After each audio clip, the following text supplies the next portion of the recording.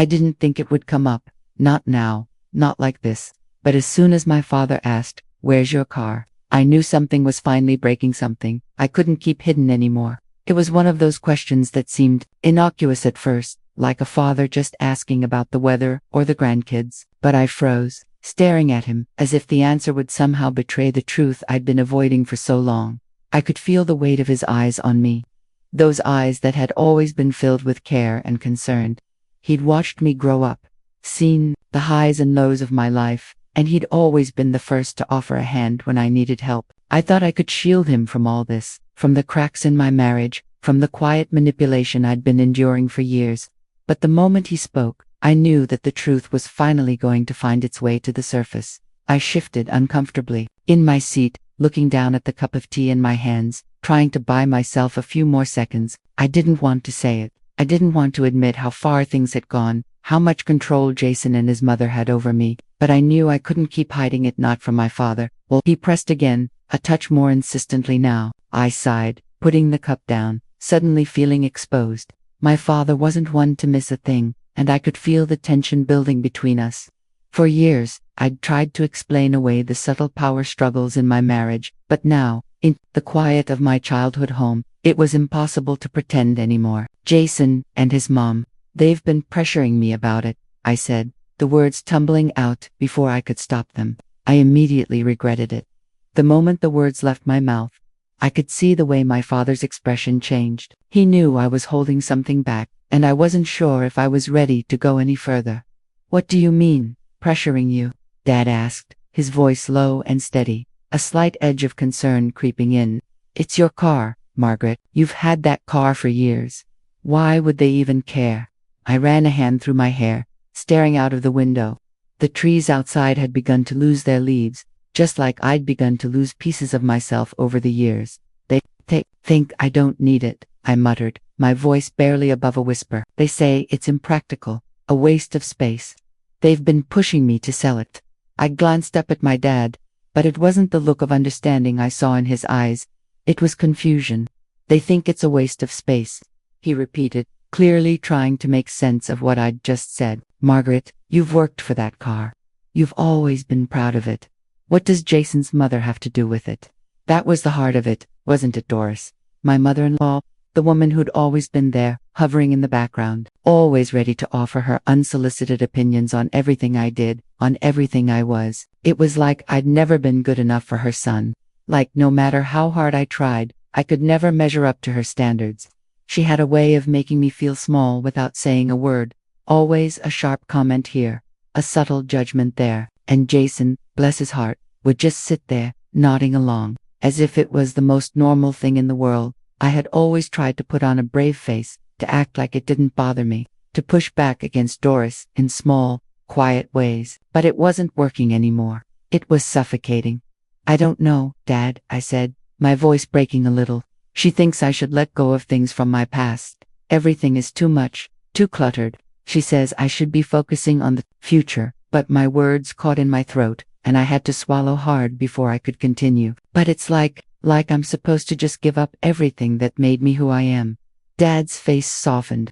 He leaned forward in his chair, his brow furrowed in that way that always meant he was trying to process what I was saying. "Margaret," he said quietly, his voice low and steady, "that car is a part of you. It's not just a thing, it's something you've had for years. You've driven it to work, you've taken your kids to school in it. It's part of your life, and Jason and his mother think they can just make decisions for you." I nodded, my throat tight. "Yeah, that's exactly it." Dad let out a long breath, shaking his head. "I've never liked the way she's treated you. And Jason, well, he's your husband, but he should have your back, not let her dictate everything. Margaret, you're not a burden to anyone, not to me, not to Jason, and you certainly aren't to your own life." A wave of relief washed over me.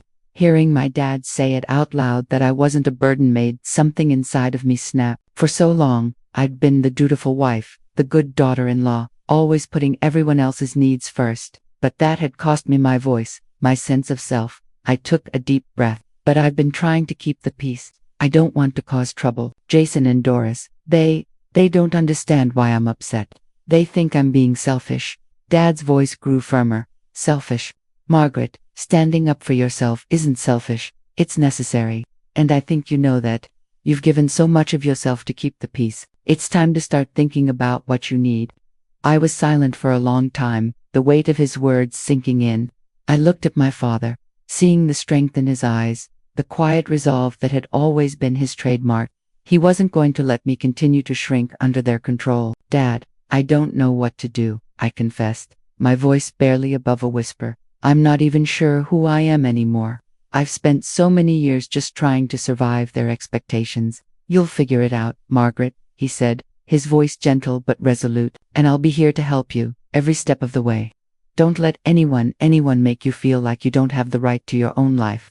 The days after my conversation with Dad felt like a storm had rolled in. I could still hear his words echoing in my mind.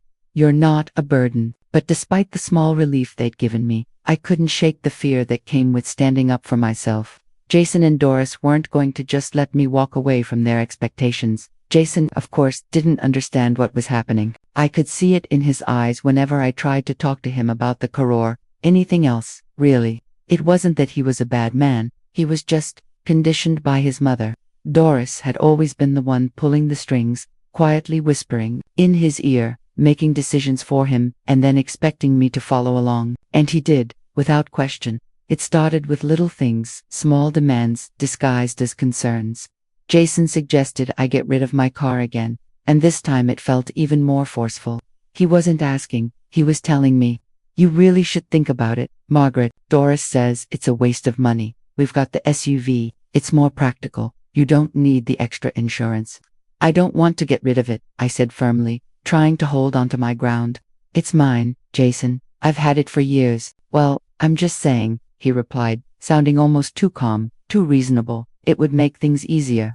Doris is right, you know. Maybe it's time to let go of some things. There it was, again, Doris is right. I hated that phrase. Every time he said it, it was like a reminder that I wasn't the one making decisions in my own life. It was always Doris's opinion that mattered.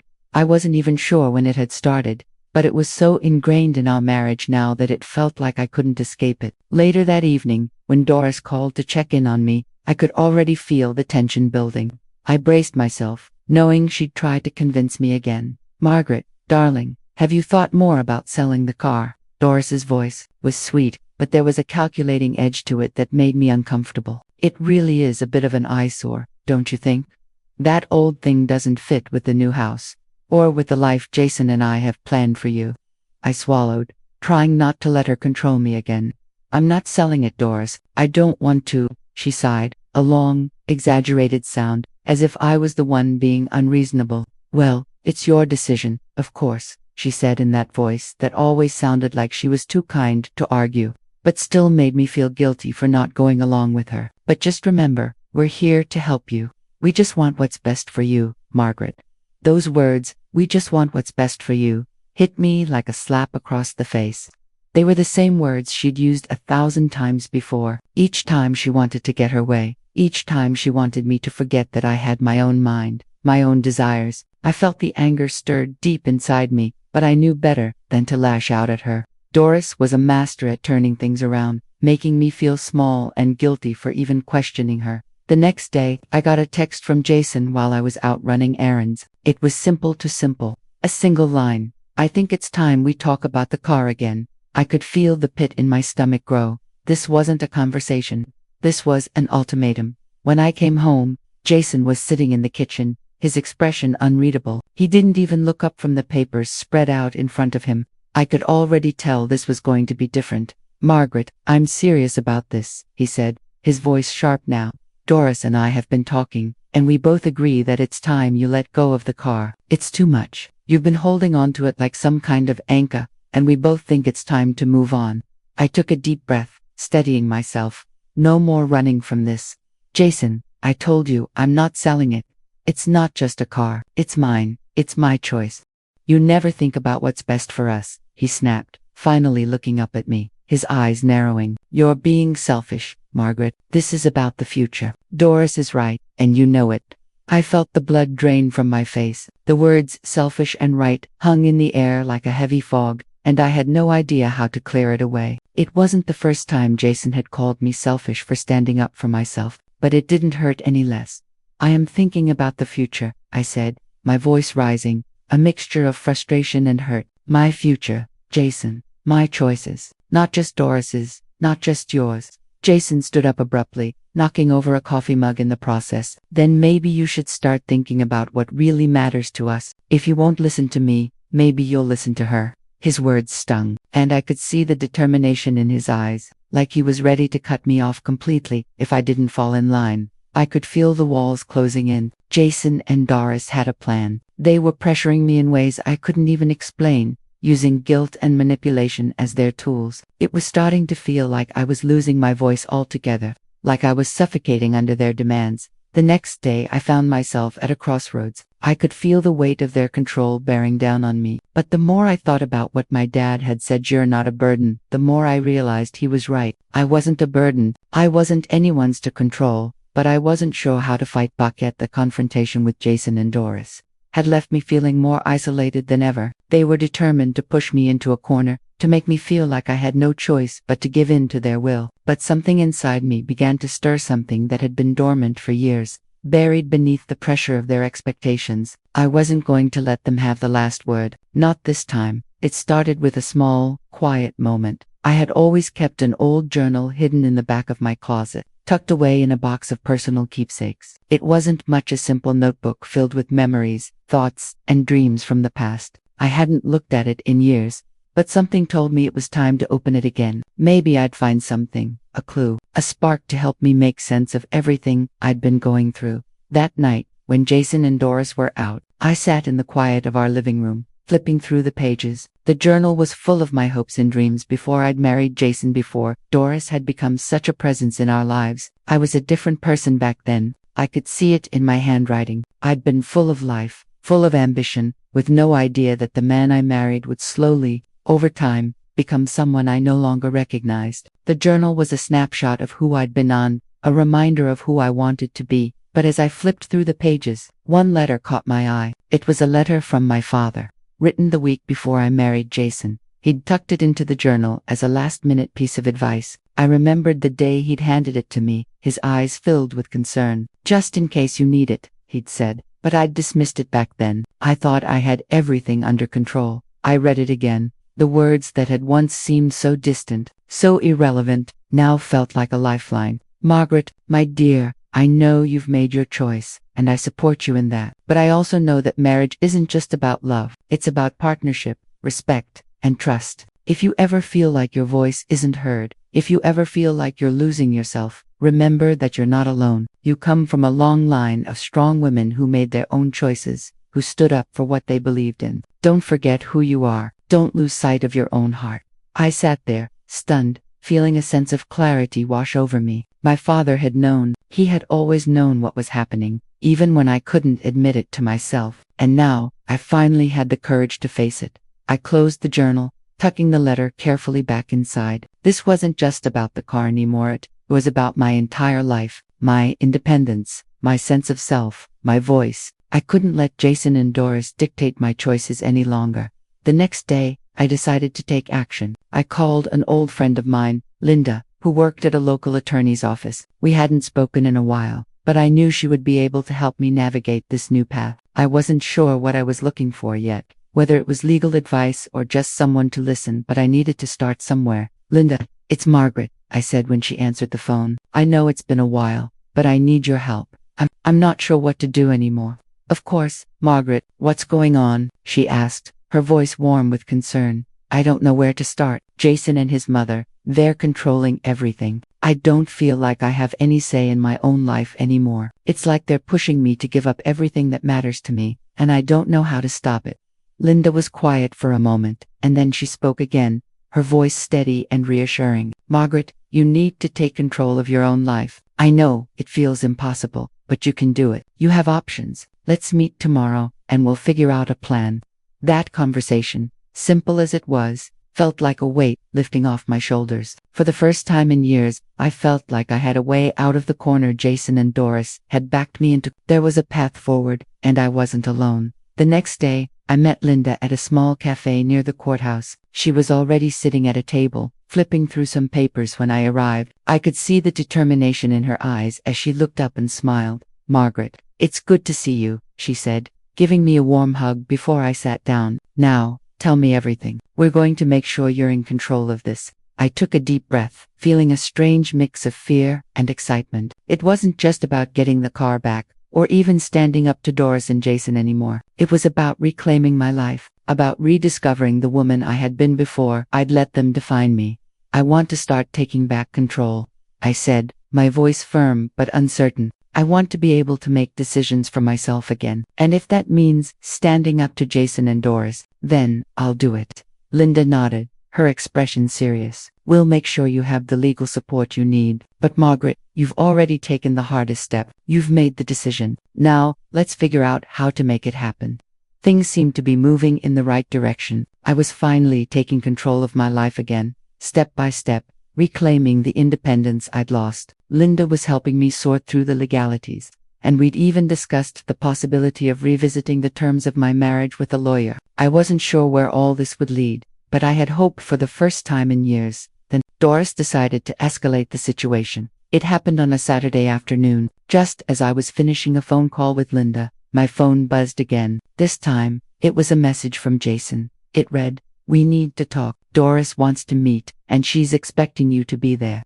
My stomach sank. I already knew what was coming. Doris had always been the type to make grand gestures, to force my hand in front of others, hoping to shame me into submission. The last thing I wanted to do was meet her, but I couldn't avoid it forever. Not if I was going to make a stand. I texted back, "Fine. When and where?" Jason's reply was swift. 2 p.m. at the house. "Doris insists." I didn't want to go, but I had no choice. This was a fight I couldn't run from anymore. When I arrived at the house, Jason was already there, sitting on the couch looking grim. Doris was in the kitchen, her back to me, pretending to be busy with something she wasn't really doing. I could feel the tension in the air, thick and suffocating. "Margaret," Jason said as I stepped into the living room. He stood up, his face pale, as if he already knew what was coming. "We need to get this over with. Doris isn't going to back down." I nodded, keeping my voice calm, though I could feel my heart pounding in my chest. "I'm not here to back down either, Jason." Doris turned around, a smile on her face, but it didn't reach her eyes. "Margaret, dear, we need to have a serious talk about your car," she said, her voice saccharine sweet, but laced with an underlying sharpness. "I've been thinking about it, and I think it's time we had an official decision made. You're clearly struggling with this, and Jason and I are just trying to help you make the right choice, the right decision for you."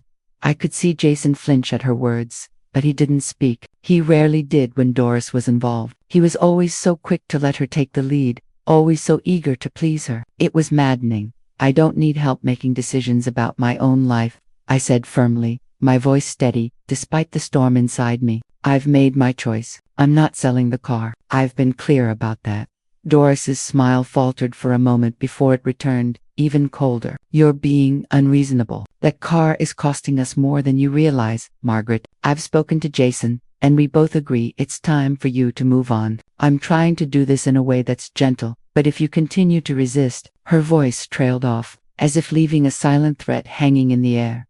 "I'm not going to just give in to you, Doris," I said, my hands shaking slightly. But I couldn't let her see that. "I've put up with your overbearing presence for years, but I'm done letting you control me." Doris's expression hardened, and she took a step forward, her eyes narrowing. "You really think you can stand up to me, after everything I've done for you?" she snapped. "You owe me, Margaret. You owe both of us. I'm the one who's been here for Jason, and for you. I'm the one who's made sure your life runs smoothly, and this is how you repay me, by being stubborn, by throwing away everything I've done to help you." I felt the blood rush to my face, my frustration mounting. "You haven't helped me, Doris. You've controlled me. You've made every decision for me. You've turned my marriage into something I didn't even recognize. I'm not a child anymore, and I'm not going to let you treat me like one." Jason stood up quickly, his face turning red. "Enough," he shouted, his voice breaking through the tension. "Stop it, both of you. This isn't helping anyone." Doris crossed her arms, looking at me with a kind of cold disdain I had never seen before. "You've really lost your mind, Margaret. You think you can just cut me out of your life? You think you can walk away from everything I've done for you?" Her words were venomous, and for the first time, I saw her for what she really was: selfish, manipulative, and cruel. She was not the caring, motherly figure I'd once tried to believe in. She was a woman who used her power to control everyone around her, to keep them in check for her own benefit. I felt a strange calm wash over me. Maybe it was because, for the first time in years, I was seeing Doris for who she truly was. Maybe it was because I realized I didn't need her approval anymore. I didn't need anyone's approval but my own. "I don't owe you anything, Doris," I said, my voice stronger now, "and I'm not going to let you push me around any longer." For a moment, it felt like the world had stopped, as if everyone was holding their breath, waiting for the next move. Jason looked at me, his face a mix of guilt and fear. Doris, however, stood frozen, her mouth slightly open, as if she hadn't expected this response. For the first time, I felt in control. I wasn't going to back down. "You're not going to win this, Doris," I said quietly, but with certainty, "and you're not going to control me anymore." The silence that followed was deafening, and for the first time in years, I felt like I was free. But it wasn't over, not by a long shot. After that confrontation, I felt like I had taken a huge step forward. For the first time in years, I was speaking my mind, standing my ground. Doris had been cold, cruel even, but I had faced her, and for a moment, I felt a rush of relief. Jason, though clearly uncomfortable, hadn't interceded to defend her. I thought I was finally free from her grasp, but that was before I learned just how far she was willing to go to maintain control. The days that followed were strange. Jason was distant, and the tension in our home grew palpable. He'd retreat to his study, and when he did speak to me, it was brief and hollow, like he was still processing the argument that had occurred in front of his mother. I thought maybe things would blow over, that Jason would eventually realize that I was standing up for myself for the first time in our marriage. Then, 2 days later, the letter came. I'd been sitting at the kitchen table, sipping coffee, when the letter arrived by courier. It was addressed to me in Jason's handwriting, but the return, addressed Doris Campbell, executor of the estates, stopped my heart for a beat. I had no idea what it meant, but I could already feel the dread curling in my stomach. I opened the envelope, my hands shaking. It was a legal document, a letter of intent for probate court. I stared at it, not fully understanding the words, until I noticed the key section. "This letter is to inform you that, as per the wishes of your husband and his mother, you are being formally removed as a beneficiary of the Campbell family estate. The decision was made after careful consideration of your current financial situation and lifestyle. Effective immediately, you are no longer entitled to the inheritance of your late father-in-law's property and assets." I read it again, then again. My brain couldn't process what it was telling me. This was it. Doris had done it. She had used her power as the executor of her late husband's estate to cut me out completely. The house I had lived in for over 20 years, the financial support Jason's father had promised me, was now out of my reach. I felt numb as I reread the letter. How could they do this? How could Jason go along with it? My stomach churned, and I fought the rising panic. I couldn't breathe. I was no longer a part of their family. Not in the way I had once thought. I had always been made to feel like an outsider, like I was never enough for Doris. But this was the final insult. Doris had taken everything from me: Thakar, my voice, my place in the family, and now, she was taking away the last shred of financial security I had. I didn't know what to do. My first instinct was to pick up the phone and call Linda, but something held me back. I wasn't ready to face the reality of what was happening, of what they had done to me. I thought about my dad's words again. "You're not a burden, Margaret." The reminder gave me some comfort, but it wasn't enough to ease the panic rising inside me. I felt trapped again, like all the progress I had made was slipping away. I walked around the house aimlessly, my mind racing. The house that had once felt like home now felt cold, empty, as though it had never been mine. Jason's absence made it worse. He hadn't even come home for dinner that night, retreating deeper into his study. The next morning, I found a note from him. It was simple, just 3 lines. "I'm sorry, Margaret. I didn't know she would do this. I tried to stop her, but she's too powerful. You don't understand what you're up against. Doris has control over everything, and she won't back down. I'm sorry." The words stung like salt in a wound. Jason's apology didn't make me feel any better. It only deepened the betrayal. He hadn't tried hard enough to stop his mother, and now, he was showing me how powerless he was in the face of her. It was clear now I was alone in this fight. Jason wasn't going to help me. Doris had him firmly in her grip. I sank into the couch, holding the letter to my chest. Tears blurred my vision, but I didn't let them fall. I wouldn't let Doris win, not like this. I wasn't going to let her take everything from me without a fight. I picked up the phone and dialed Linda's number. My hands still trembling, she answered on the second ring, her voice calm but concerned. "Margaret, what happened?" she asked, as if she already knew. "They've cut me out," I said, my voice cracking. "They've taken everything from me, the house, the car, the inheritance. It's all gone. Doris is using her power to strip me of everything. And Jason isn't helping me." There was a long pause on the other end of the line before Linda spoke again, her tone firm. "Okay, listen to me carefully, Margaret. This isn't over. Doris may think she's won, but she's underestimated you. You have rights, you have options, and we're going to fight back. I'll help you, but you need to be strong. This is going to take everything you've got." I took a deep breath, wiping away the tears I hadn't realized had fallen. Linda was right. This wasn't over. Doris had made her move, but I wasn't going to let her win. The days following Doris's legal maneuver felt like walking through a fog. Jason had become more distant, his guilt manifesting in silence. I could see the turmoil in his eyes, but it wasn't enough to make him act. I had reached out to him a few times, tried to confront him about his involvement in what Doris had done, but he only ever gave me half-hearted apologies or vague explanations. He didn't know how to fix it. Doris had him trapped, and I was the one left paying the price. The pressure was crushing, and yet, deep down, I could feel something stirring. A sense of hope, however faint, began to form. I wasn't ready to let Doris win. Not like this. It was on a quiet afternoon that I found the clue that would change everything. I was sorting through some old files in the attic, trying to get my mind off the mess my life had become. In the far corner of a dusty box, buried beneath old receipts and forgotten documents, I found an envelope yellowed with age, but still intact. My heart skipped a beat as I pulled it out. The handwriting on the front was unmistakable. It was my father's. I hadn't seen this envelope in years, not since my father had passed away. For a moment, I hesitated. It seemed too late to be going through things that didn't belong to me anymore, but something urged me to open it. Inside, I found a second will, one that I didn't even know existed. It wasn't a full will, but a codicil, a supplementary document to the original that had been drawn up years ago. The first few lines were a blur of legal jargon, but the one sentence that stood out: upon the death of the current property holder, the following shall be distributed according to the wishes of Margaret Campbell, as outlined in the document titled Family Trust and Inheritance Arrangements, dated November 1997.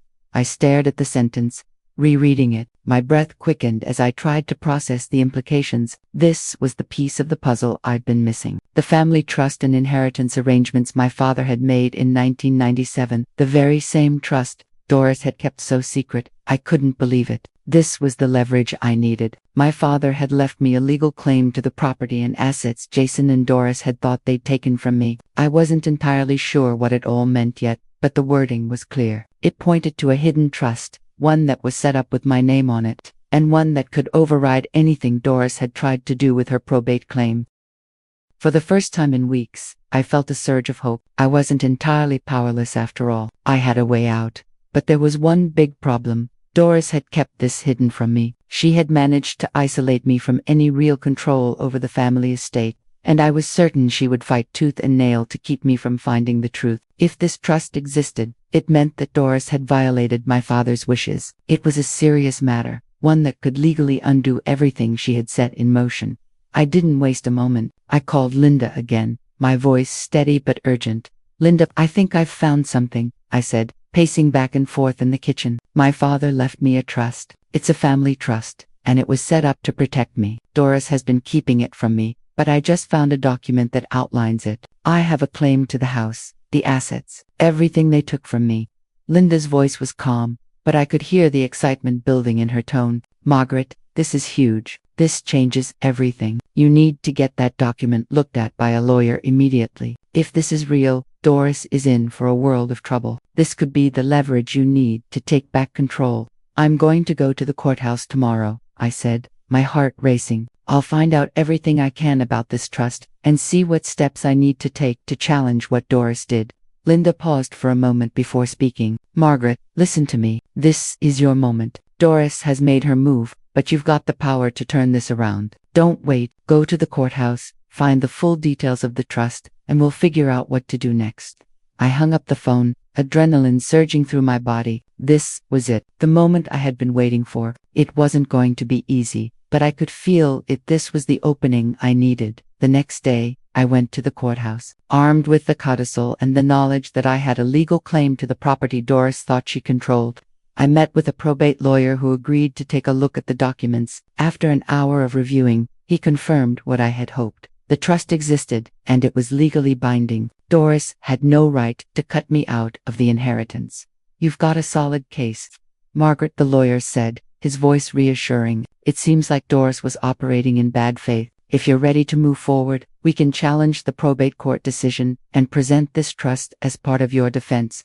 I left the courthouse feeling more alive than I had in months. For the first time, I had the upper hand. Doris hadn't counted on me finding the trust. She thought she had everything locked down, but I wasn't finished yet. I called Linda, unable to contain my excitement. "It's real. The trust exists. We've got a case." But as I hung up, I couldn't shake the feeling that Doris wasn't going to go down without a fight. She would retaliate, and I had to be ready for it. The next few days felt like a whirlwind. Armed with the legal advice I had gathered and the newfound strength of my position, I thought I was finally ready to take control back from Doris. The trust was clear, the evidence was irrefutable, and I was determined to fight for what was rightfully mine. But Doris, as I had learned over the years, never gave up easily. I received a letter from her on a cold Tuesday morning. It wasn't just any letter, it was a summons for a public hearing in probate court. The words on the page hit me like a punch to the gut. Doris was forcing my hand. The hearing wasn't about the trust or about any attempt to reconcile. It was her last-ditch effort to humiliate me, to make me look ungrateful, to pressure me into backing down in front of everyone.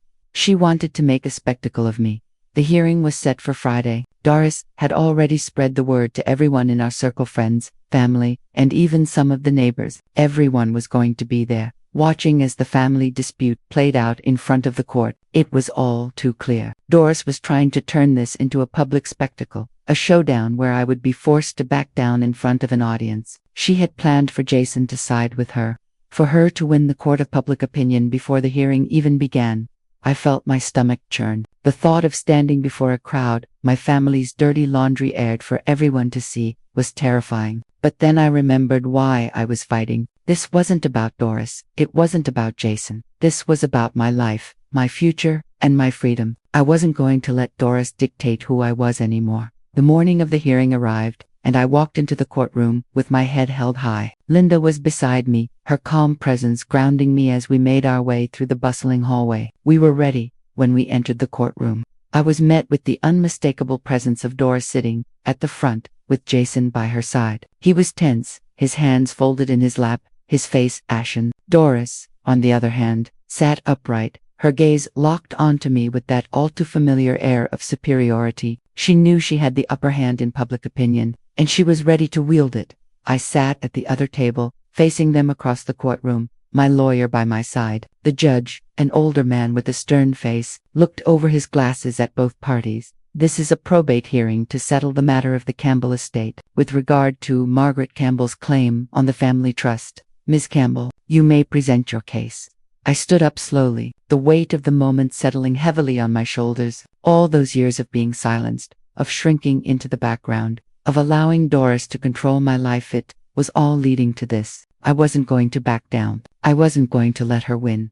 My father, Henry Campbell, established a family trust in 1997 with the intent to provide for his children, including myself. The documents I've provided today show that the trust was created to protect my interests, and that I was always meant to be a beneficiary. I began, my voice steady despite the nerves threatening to rise. "My mother-in-law, Doris Campbell, who is the executor of the estate, has attempted to block my rightful claim by denying me access to this trust, and I am here today to rectify that injustice." Doris's lawyer jumped up. "Objection, Your Honor. Ms. Campbell is misrepresenting the facts. The family trust was never meant for her. She's simply using this court to settle a personal vendetta against my client."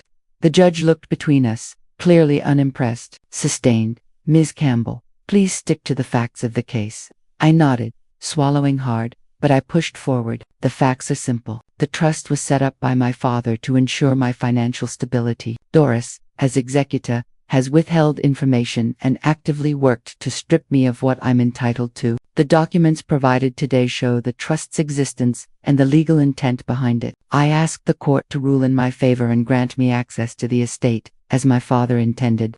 Doris's face was a mask of cold anger, her jaw clenched, but she didn't interrupt. Jason, however, shifted uncomfortably in his seat, his eyes flickering between me and his mother. I could see the guilt in his eyes, but he remained silent.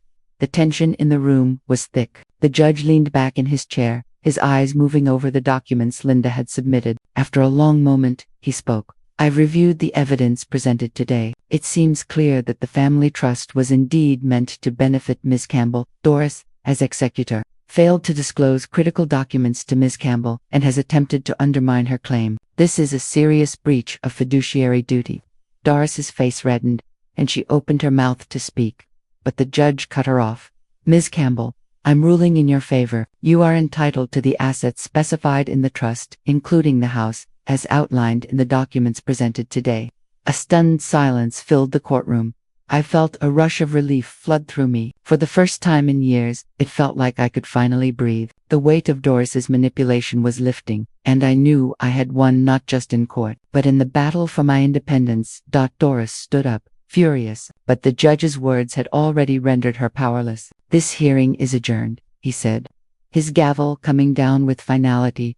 As I walked out of the courtroom, my heart still racing, I could see Jason standing by the door. His eyes met mine, and for the first time, there was no anger, no resentment, just an unreadable look. I didn't want this to happen, he said quietly. I never wanted to hurt you, Margaret. I looked at him, finally seeing the man I had once loved. It's too late for apologies, Jason, but I'm not your mother's pawn anymore. I turned and walked out of the courtroom, feeling the weight of the past finally starting to slip away. The courtroom doors closed behind me, and I stepped into the quiet hallway, a strange calm settling over me. I had won. The trust was mine, the inheritance was mine, and more importantly, my voice was finally mine. The months of manipulation, the years of silencing myself, it had all come to an end today. But the victory felt bittersweet. The fight had cost me more than I realized, and the wreckage of my family was something I would carry with me for a long time. I could hear Jason's footsteps behind me. He caught up just as I reached the courthouse exit. His face was pale, his shoulders slumped in defeat, but there was a softness in his eyes that made me pause. I'm sorry, Margaret, he said again, his voice low, almost lost in the stillness of the hallway. I never should have let it go this far. I took a deep breath, looking at the man I'd spent so many years with, the man who had chosen his mother over me, time and time again. The man who had allowed Doris to manipulate us both. But it wasn't just him I had allowed it to. I had enabled it. I had ignored the signs for so long, putting my own needs on the back burner, because I didn't want to rock the boat. But the truth was, I'd lost myself in the process. Jason, I said, my voice steady, though my heart ached, I loved you once. I did, but you never stood by me. Not really. And I'm not going to keep living like this, pretending things are okay when they're not. I've spent too long being controlled, and I'm not going to let it continue. He nodded, but it was too late. The words hung between us, and there was no undoing the damage. I wasn't angry anymore, though I didn't need to be. Doris had already taken enough from me. I wasn't going to waste any more of my time on people who couldn't see me for who I truly was. I hope you find what you're looking for, Jason, I said softly, but I can't be a part of it anymore. He didn't try to stop me, and I didn't look back as I walked out of the courthouse and into the life I was finally beginning to reclaim, the house. The estate was all mine now, but the real victory wasn't in the property or the money. It was in the sense of freedom that flooded over me as I left everything behind. The manipulation, the guilt, the years of being pushed into corners and told who I was. It was all gone. But Doris, she wasn't done yet. As the weeks went by, I began to hear whispers. Doris had hired an attorney to try to challenge the ruling, but her case was flimsy. The documents were clear. The family trust was mine by right. The lawyer I worked with confirmed it would be a long, drawn-out battle, but I wasn't worried. I'd already won. In a final twist of irony, Doris found herself in legal trouble. The executor's duties came with a heavy responsibility, and Doris had mishandled the estate in ways that went far beyond my own claim. Her unethical actions, her manipulation of assets, Her withholding of crucial information came to light in the months that followed. It wasn't long before she was under investigation for financial mismanagement, and the very trust she had tried to use to destroy me was the very thing that exposed her wrongdoing.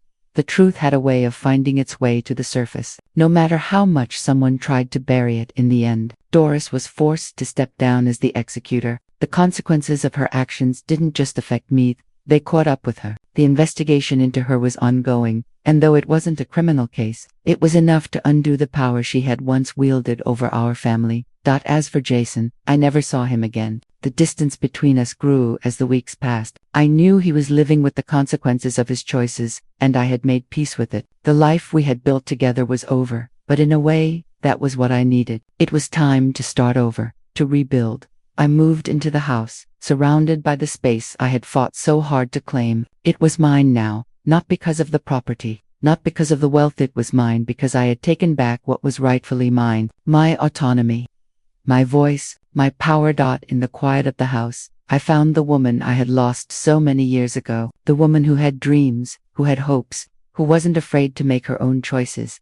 I spent months renovating the house, turning it into a space that was truly mine. No more shadows of Doris, no more guilt from Jason, just me. It felt good, and as I sat on the front porch one evening, watching the sunset over the property I'd fought for, I realized something. I had won, yes, but it wasn't just because of the trust, or the estate, or even Doris's downfall. I had won because I had learned to stand up for myself. I had learned that I was worth more than the scraps they had tried to give me.